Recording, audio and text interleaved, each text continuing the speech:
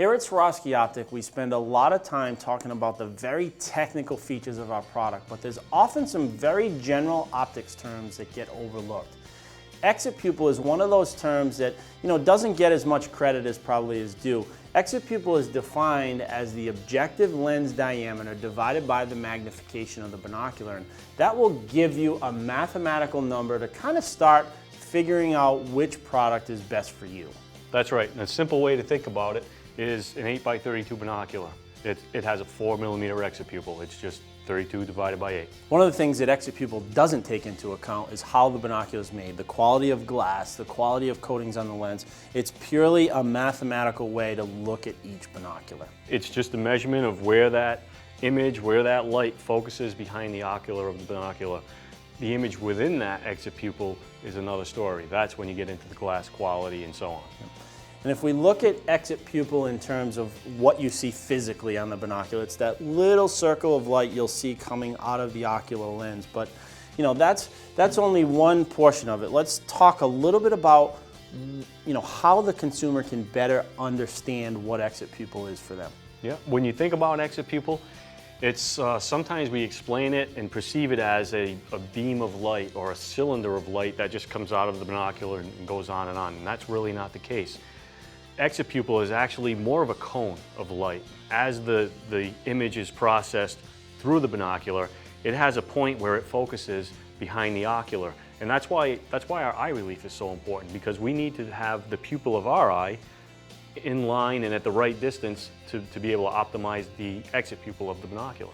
And a great way to show that, you talk to a lot of people throughout the year and they don't quite understand eye relief and exit pupil, but a great way to show all this is just take a pair of binoculars, take a normal flashlight that you have and put some light down through the objective lens, and you'll see as that cone, that cylinder that you talked about kind of comes into focus, it's a lot smaller than the size of the ocular. So that's what becomes very important as far as eye relief and getting the overall performance of the binocular.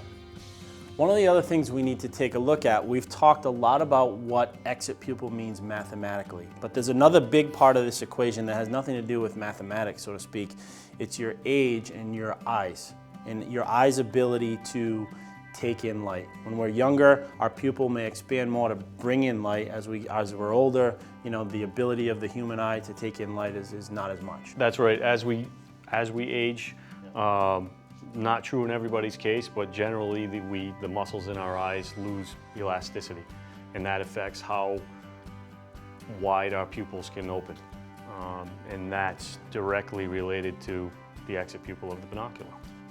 And that's one of those things, you've kind of got to make a decision. To get one advantage in optics, you've got to kind of give up another. So, if you look at your physical characteristics, the type of use you're going to have out in the field, we look at magnification and field of view, and all these features kind of wrap into one. So exit pupil is, again, it's a great way to start. It's a good way to decide which binocular you'll be really comfortable in, but it's just one of those features that at the end of the day, you have to decide what's best for you out in the field. Yeah, and don't be afraid to try more than one binocular. Look at the features, look at the spec sheet. A lot of that stuff is useful information. Consider the exit pupil, and exit pupil is directly related to your eye relief. Do you wear glasses? No glasses? Yep. Do you wear your glasses when you use your binoculars, or do you not? And also that equation, the objective diameter and the magnification, if it affects the exit pupil size, well, that's something to look at. You may be more comfortable with a binocular that has a larger exit pupil, or it may not matter. Yep. And that's, you make a really good point on eyeglasses. A lot of people don't stop and think. Some of the things we're talking about here, exit pupil, eye relief, is the proper distance that your pupil should be away from those lenses. Anyone that wears eyeglasses, that kind of puts you back even further. So twist in and twist out eye cups and all these technical features really go into the overall comfort you're going to have in the binocular at the end of the day. Yep. Everything on that binocular works together as a system. I always think of it that way. We break it down, explain the different features or the different functions, but really everything works together as a system.